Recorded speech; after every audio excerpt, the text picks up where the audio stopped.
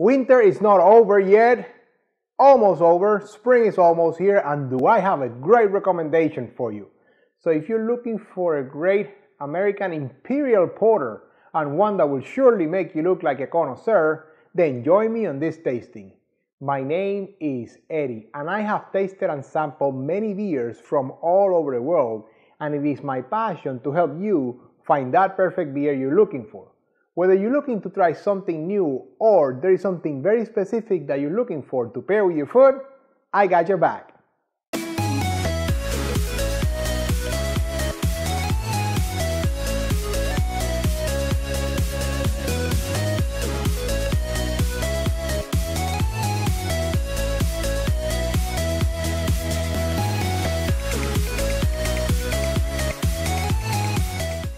Welcome back, beer lovers. Thank you for spending the next few minutes with me. As I said in the intro, my name is Eddie, and on this channel, I taste and review all kinds of beers and give you my most honest opinion about them, as well as some ideas to pair them with your food, just like the one you're about to watch. So if you're new here, consider subscribing and hitting that bell icon down there so you're notified every time I release a new beer review video. And if you like the video, hit that thumbs up, let me know you like it. Now, what did I say? I have an Imperial Porter, otherwise known also as a Baltic Porter. So, you know, those two styles are pretty similar. Sometimes they are, you know, also known as kind of stuff. And today I have one from this brewery that I have never tried anything from them before. They are out of Idaho, Laughing Dog Brewery, and I'm bringing you their Pecan Porter today. Check it out. That's right, Pecan Porter. That sounds tasty. And guess what I'm going to pour that on? In to my Nonic pint here, which is the glass I recommend that you use when you're pouring yourself a nice porter, whether it's a robust porter or an Imperial Porter or any other kind of porter. And remember, having the right glass for the beer that you are tasting is always an important piece of being a beer connoisseur. So if you want to get your own set of Beer Connoisseur TV glasses, look in the description below, check out the store and see how you can get your hands on a nice set of glasses. Now, where do we always start? Appearance. And more importantly, the 3 C's of appearance, which are color, clarity, and carbonation. That is right. Now, the color, it was, or it is, but you know, you can be fooled and think that this is black. It was very, very dark brown color, very clear. Actually, it was clear when I poured it. Nice carbonation. Yeah, I would call that a very lots of action carbonation. The head is not as big a head of foam, you know, and it's dissipating somewhat quickly. I mean, you can see some of the lacing. You've lost about half a finger already, but it's still a nice still head there, and it's nice green color head of foam. So very, very nice appearance all around. Now where do we go next? Aromas, right? Well, they're not trying to hide that pecan for sure. It smells like caramelized pecans in there. And all kinds of kind of like vanilla, caramel, maybe even a hint of kind of like espresso or maybe even like a cappuccino scent smell there. Yeah, very, very nice, sweet, malty kind of aromas there. It smells like dessert, to be honest with you. And I like pecan pie, so maybe that's what I'm thinking about.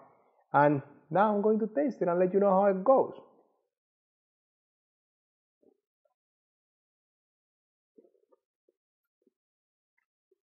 Well, slightly different than I expected. I would say it's a lot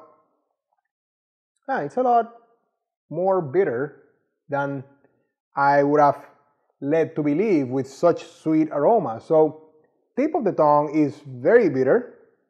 Actually, the carbonation is nice throughout. So, you know, if you're looking for something that cleanses your palate, very nice carbonation. And then that malt base with some of that sweet pecan, caramelized pecan, maybe burnt sugar, and even a hint of, like I said, roasted coffee, maybe like espresso. All that comes through the middle. Then what lingers is a dry bitterness. So and I'm still feeling kind of like a smoky, even peppery, dry bitterness there in the back of the palate. That kind of lingers. So just keep that in mind. But it's very, very good. I would call that light to medium body. So again, it was a lot more, it has a lot, it was more bitter and a little bit heavier than I thought it was going to be from the appearance and the aromas, but it's not a heavy beer at all. It's maybe a little bit light to medium body there.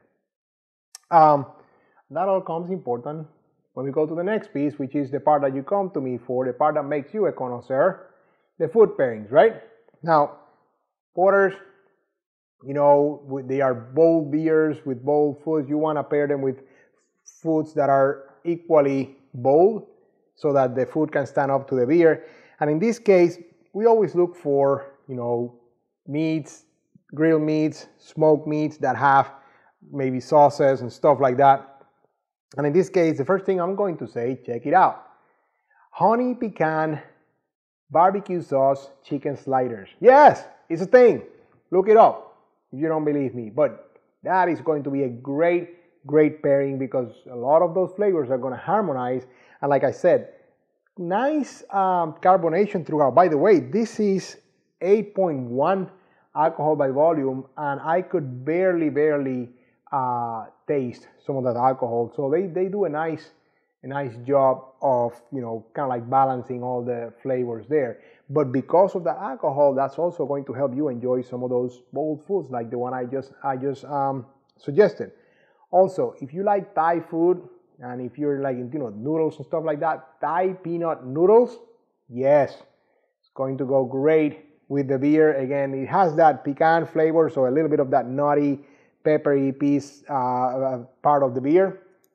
All those are going to really help you enjoy that Thai food, and it has enough malt to stand up to spicy food. So go and enjoy your spicy foods with this beer because it's definitely going to help you, put down the fire when you need it to.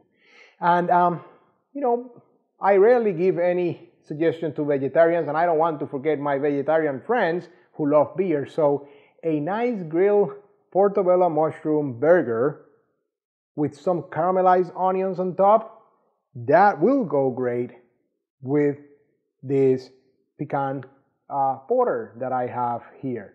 So all those are my suggestions. And as far as the cheese, a smoked Gruyere, yes, anything, because what I have been learning and teaching you as I've been learning here is beers that have that long kind of smoky part of the taste, they benefit from a smoky cheese to kind of pair and kind of like, it can almost like a rest. It stops some of that smokiness from lingering way too much in the back there. So I think a smoked Gruyere would be a great pairing with this beer. Now, you can always trust me to leave you a great recommendation as far as a dessert pairing. And today, I think you're going to enjoy that. Again, if you enjoy these kind of flavors here, that's going to be a winning pairing there for you, my friend. Now that concludes today's lesson, but not before I ask you, have you had Laughing Dog Pecan Porter before? How have you enjoyed it? Have you enjoyed it with food? Have you drank it solo? What are your impressions? What are your comments? Leave me some comments below. That's how we all continue on this journey, right?